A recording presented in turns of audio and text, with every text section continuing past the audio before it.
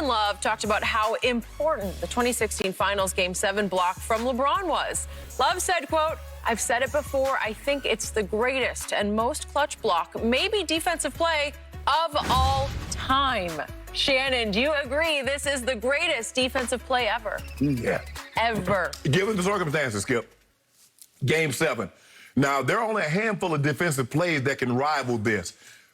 Bird stole the inbound pass from Isaiah, but that wasn't an NBA Finals game. That was the Eastern Conference Finals game. Havlicek stole the ball.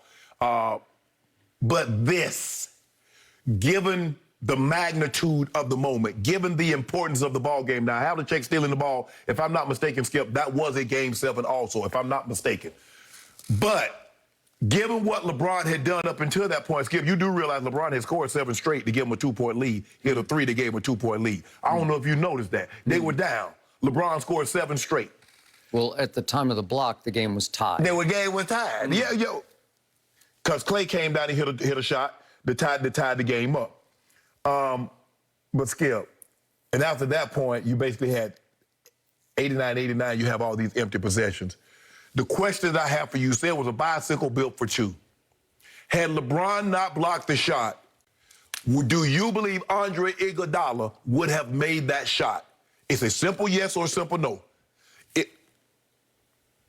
Wait, you're omitting the obvious. You're not asking the right question. You're asking the wrong question to try to make the right case. No, if LeBron James does not block the shot, you say J.R. Smith did all this. If J.R. Smith just does what he does, and LeBron does not block the shot, does Andre Iguodala make this play? Okay, if there had been no J.R. Smith, would Andre Iguodala have made the shot? Yeah, LeBron would have blocked it. No, LeBron he would have not. blocked it up. Iguodala would have dunked it and won it. He would have won it. You know good where Bron He would have won it. No, I don't know if he'd made the free throw, but he would have been shooting won. I think you can agree with me. You might say, okay, bicycle built for 2, but it does not change the fact of the significance and the importance of this play given the moment. It's like Ray Allen's shot. There have been a lot of shots made. Michael Jordan hit a walk-off, but that wasn't a better shot than Ray Allen's, was it? Well, it didn't have the magnitude. Thank you. So that's what I'm saying, the magnitude, moments, because it's not about wins and losses, Skip. You know, in sports, you got to tell the story. So how do I tell the story of the 2016? How do I tell the story of an NBA Finals, of a team being down 3-1 without having this? Well, you just simply fast forward another minute in the game because Kyrie Irving hit the shot of shots. Kyrie said, "I'm sick and tired of everybody missing shots, including LeBron. I'm going to make one." And he made one. So we disregard the 7 points that LeBron scored to give him a 2-point lead. There, this is it. That's the shot. That's the moment of the 2016 Finals. Skip. That's the deal closer. I didn't say that Kyrie's shot was not great. I didn't say that. But Kevin Love said, as for a defensive play, this is the greatest defensive play in NBA history. And it is, given the moment, given the magnitude of the moment. Game 7 of an NBA Finals, of a game being tied, you don't get any bigger than that. Ray Allen's shot, dude, the moment, it's over. He misses it, it's over. To backpedal, to hit that shot, to tie it, that's the biggest shot in NBA history. I've said that. So? The greatest block in NBA history. You saw it. Oh, okay. So, first, before I answer and rebut everything you just said and just lay it all to waste, allow me to put this into the context of who was speaking, Kevin Love. Okay, why did I got to do anything with it? For his first 6 seasons in the National Basketball Association, Kevin Love toiled in obscurity in Minnesota. Oh, my goodness. And for 6 straight years, he was incapable of leading the T-Wolves into 1 playoffs, even as the 8th seed. Not one time did he make the playoffs.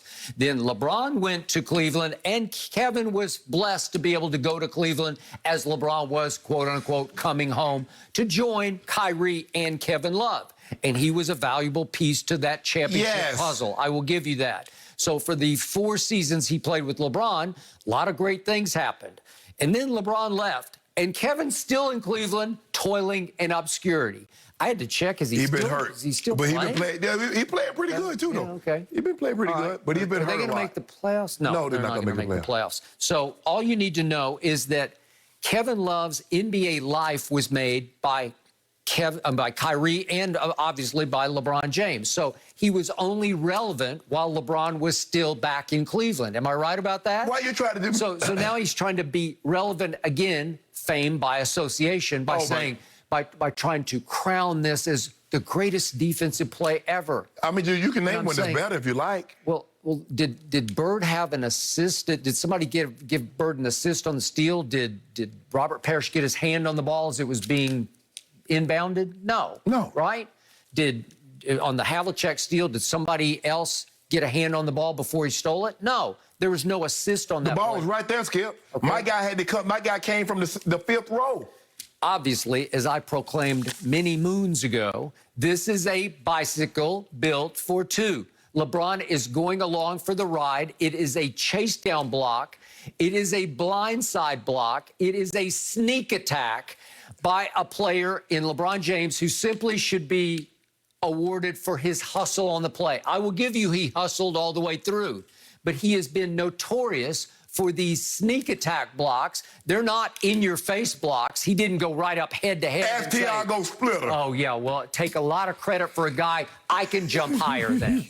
And what happened was, if we could see it again, JR cuts him off at the path. He cuts in and makes him hesitate and say, ooh, I can't dunk this. I got to pull up, I got to slow up, and I got to try to lay it up off the glass. The only way LeBron is going to get this is if he tries to lay it up off the glass. And it was very close to a goaltend off the glass. It was very close. Timed it just right. Okay.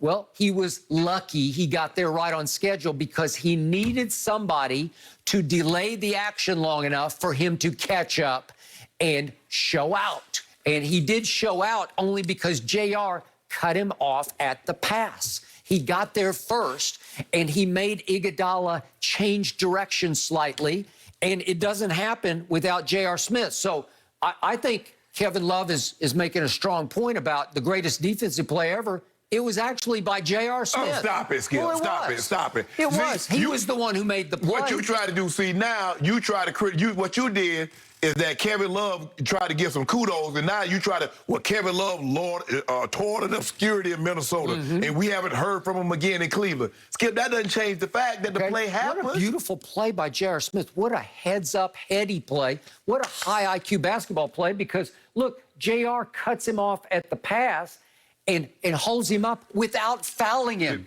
Most players would just foul him. And LeBron went over. Let me ask you a question, Skip. What's the greatest defensive play in the NFL history? Well, you could argue Malcolm Butler was. So are we going to talk about it was a bicycle built for two? Because it was all happened because of Brandon Browner got the jam. Brandon Browner got the jam, and Malcolm Butler was able to get over the top. But we don't. I will give you that. You're making my case. No, okay, I'll give you that. Thank you. No. Thank you. You want to give me that. You want to give up that because you want to undermine LeBron. But LeBron, Skip, look where the man came from. They shot an air ball. LeBron was in the far right and the far left corner. And everybody else would have gave up on that play. Okay. Everybody else would have gave up on it. Okay, I just told you it's a great hustle play. I can't say it's the greatest hustle play in NBA history. Why you can't? Given the moment. Well, who knows who didn't give up on a play and ran down the court? Nobody. So I'm supposed to bless LeBron for running hard? All the other finals, I hadn't seen one. You haven't seen one. You've been watching them. I go back to 1977 watching NBA finals. I've never seen one like that. Okay, but I'm not going to award him for just playing hard. Aren't they all supposed to play hard? That's what you do with Tom Brady. I do not. You did it with Tom Brady. Hard? You talking about he made a throw. Did you see that throw? That's what he's supposed to do. He's the quarterback. You see that game-winning drive? That's what he's supposed to do. He's the quarterback. Okay, but he's won 6 out of his 7 Super Bowls with game-winning drives in the fourth quarter. Isn't that what he's supposed to do? Hold on. Isn't that what he's supposed to do? He's the quarterback. What he's supposed to do is what nobody else has ever been able to do. Nobody's ever done that. Have you ever seen somebody do a chase down block in a game 7 like that? Okay, but it's not even a chase down block. He just finishes it off. Chased him down, ran him down, tapped Iggy on the shoulder. Don't lay this ball up, I'm going to block it. Okay, I want you to go on record. Did J.R. Smith have anything to do with this play? J.R. Smith did a great job. Thank you.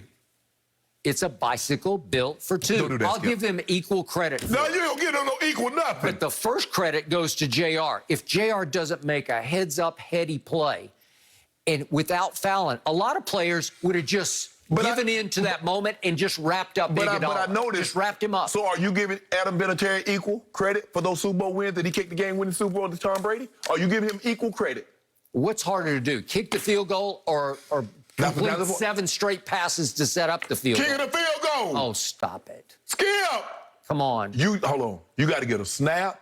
You got to get. Now you done seen them guys shank it. You done saw a lot of guys shank it. Well, he's the greatest kicker ever. We all say that. So are we? So can you say my guy's the greatest player ever? What are you talking about? Go. I'll give you this. J.R. Smith made the greatest defensive play I've ever seen.